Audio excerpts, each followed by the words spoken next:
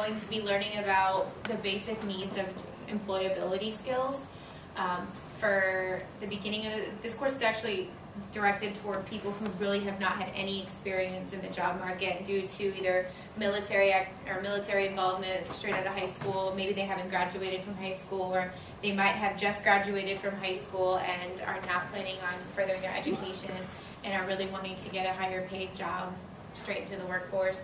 This is also for people who may have been stay-at-home parents, mothers or fathers, either way, and really never got a job after they got married, so they really just don't have the backings that they need to get a good, stable job. So for this lesson, it's actually going to be picking up, the previous lesson I would ended it saying, next week we're going to be discussing building a resume. So if you have a resume started, you can bring it with you. If not, we're going to be completing your resume. So what I'm going to actually be doing is going through and explaining what a resume is, and I'm going to actually have them start building it. So I'll start off with my lesson in the beginning. Who can tell me what the purpose of a resume is? I know that a lot of you guys are familiar with them. So go ahead. I would say that it's basically a piece of paper that you are selling to an employer. What do you mean by selling to an employer? You're selling yourself to an employer without actually being there. You want to write down all the important qualifications that you have. You want to tailor your resume for the job that you're applying for. I mean, you could have a degree in one thing, like general business, but general business covers several different things, so you could be applying for, sales and then a manager position at a place. So you have to tailor it in order for them to consider you for those positions. Sales and managing may require two different sets of requirements, and you have to tailor that resume based on that job, right? Okay. Yeah. So based off of what Brianna said, your resume has to be individualized, it has to be personal. You can make a very generalized resume, but for every position that you apply for, you should be making alterations and adjustments to meet the needs of the business that you were actually applying to. So what are some of those, you were talking about qualifications. Who can give me some examples of some type of things that you would see on a resume? Well, that's fine. Go ahead. For example, you want to have, your address, your name, and then you want to have the skills that you have, your past work experience.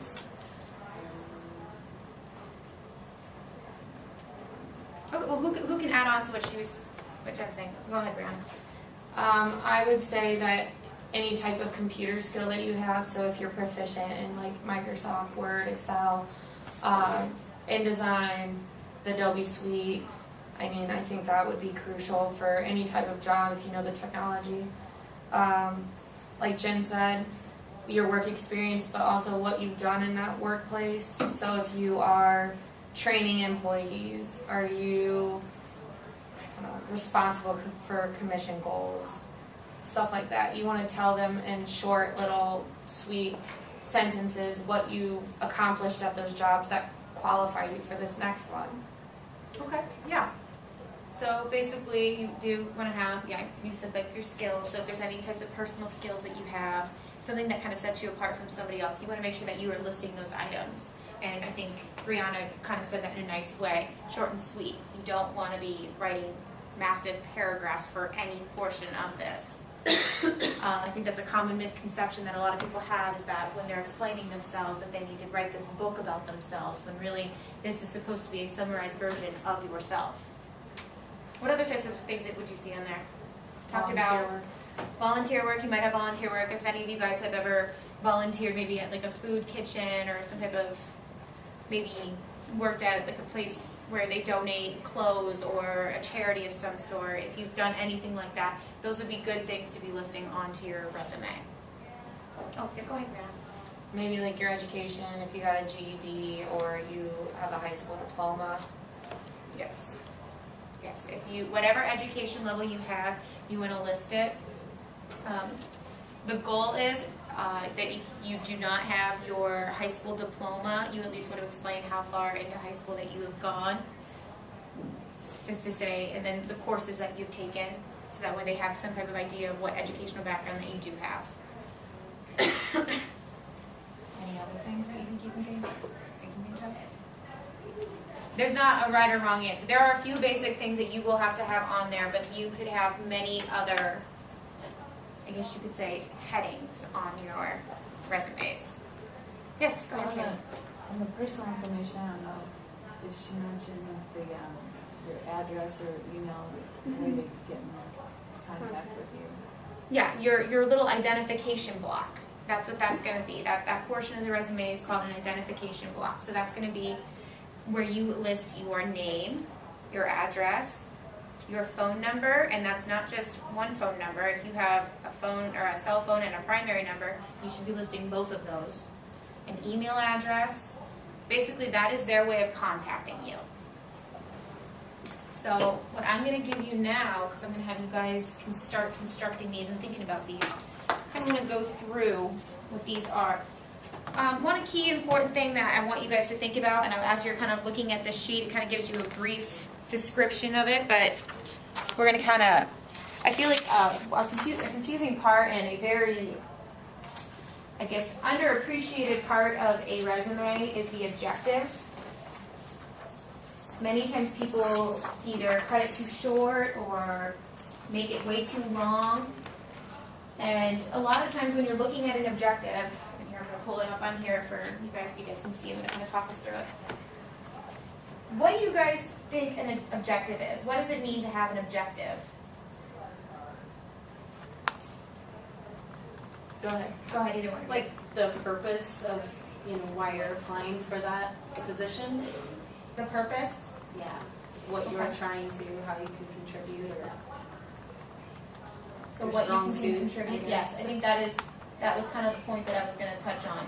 A lot of times people will look at an objective and they think that it is just the area where you are stating what you're applying for, what position you're applying for, which you can do that, but it's not quite as glowing as if you were to add the little bit extra.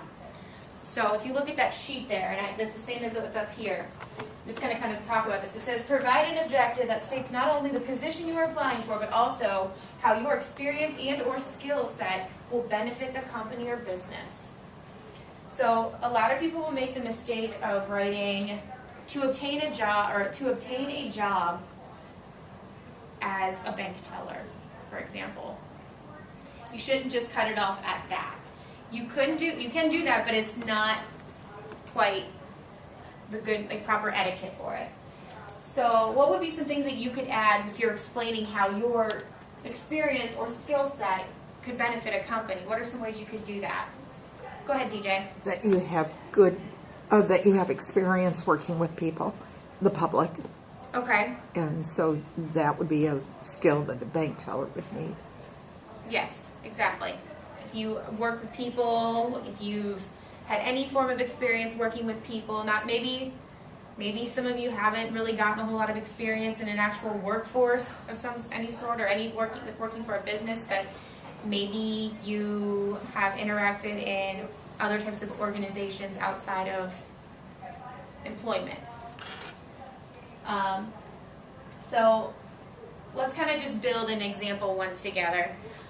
If you were to start an objective, let's say we start it with seeking a position as, who could name a business? Somebody just name a business that you might be interested in.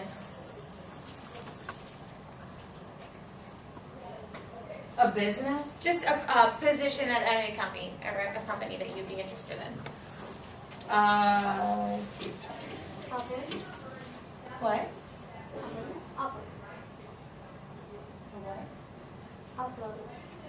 Apple. Oh, Apple. Okay, so let's say we're going with Apple. What type of position might you be applying for with Apple? like a customer service, like when you go into the Apple store, yeah, they have like people that do trainings. Okay, so if we're building an objective,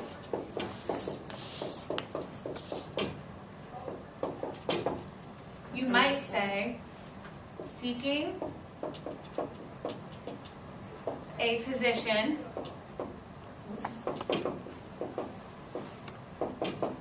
Then what? We're gonna build this objective. We're gonna start from a little bit and we'll keep adding to it as That a. utilizes, Oh, that utilizes my customer service skills. okay.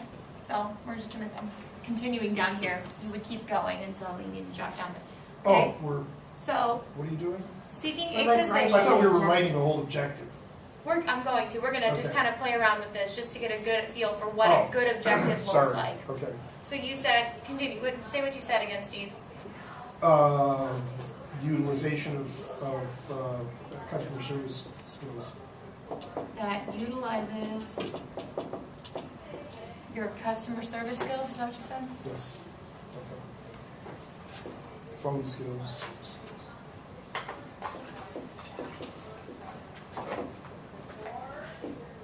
Okay. Does anybody want to add anything to this? Adjust anything? I'd maybe state like the position title, like if it's a customer Okay. service agent or customer support representative, whatever it is. But maybe Okay, use the title so- in there. We could say, how would you add that in there? Where would you put that up?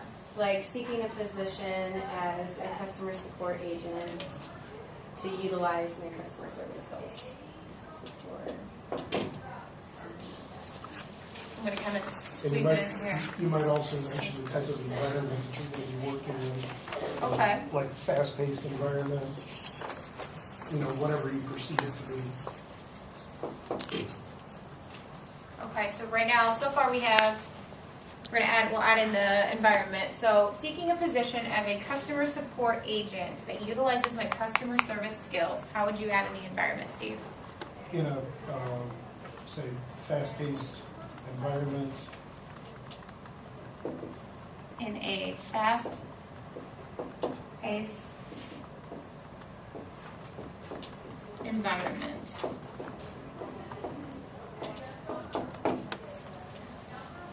Okay, so let's look at what we have right now. So far, we have seeking a position as a customer support agent that utilizes my customer service skills in a fast-paced environment.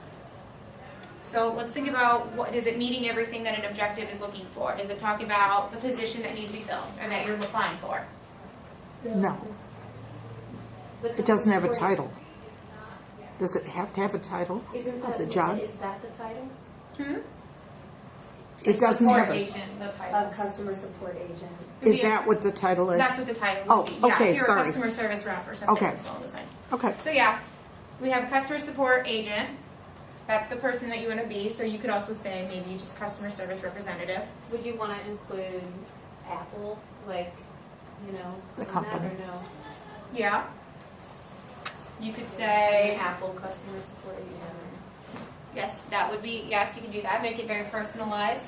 So the thing is kind of touching on that what you just said. What does that mean for every job that you apply for? What does that mean for your objective? you You have have to change it. to, new resume. You're gonna have to change it. So this right here might be for Apple. So if we would have included Apple in there, this might have been good for Apple. But what if you want to apply to, like I just said a little bit ago, we'll go a bank teller position. Maybe you want to be a bank manager. You want to work up as a bank manager, but maybe you want to be a bank teller.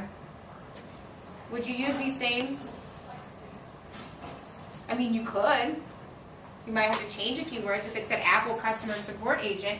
Maybe you want to have it more special. Like maybe you just want to be, you just cut this out here as A, and you could say a Fifth bank Third- teller position. Fifth Third Bank teller.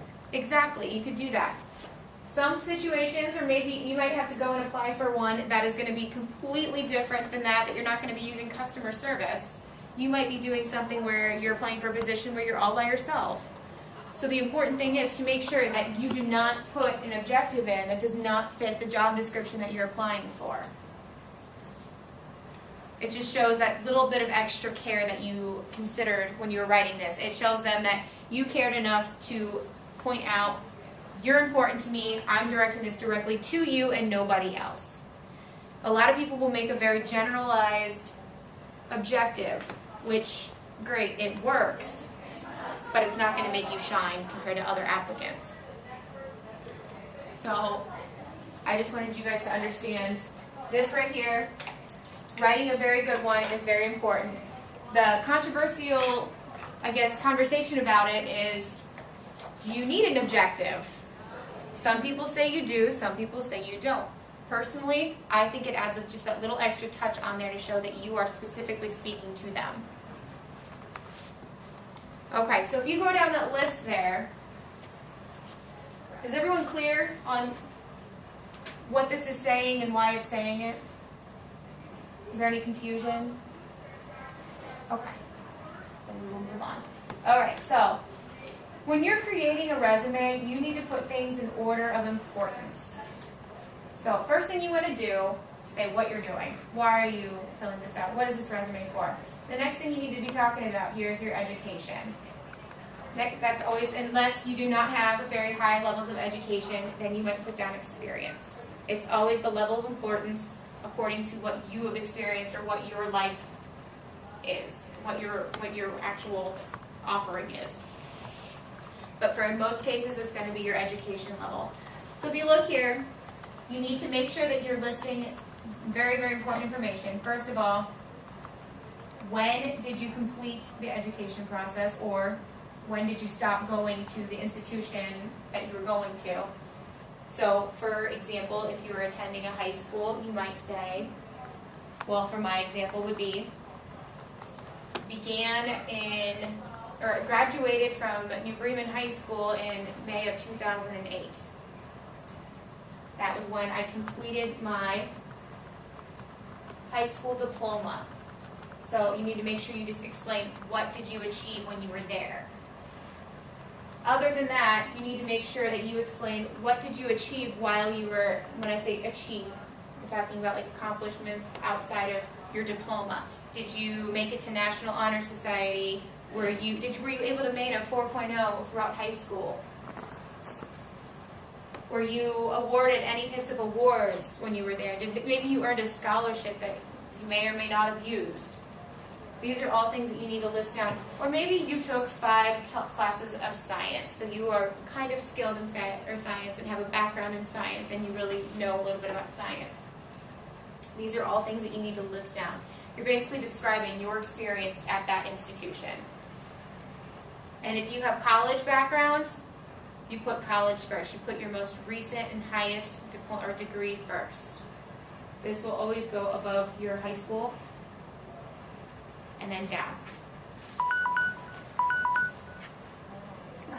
Doesn't go by so fast. It does. I was hoping you guys would have to get out some papers and pencils and start writing. All right, why don't we take a little break so you can all get up and move. And Steve, you want to set yours up? All right. Thanks, Karla. Did you see my name?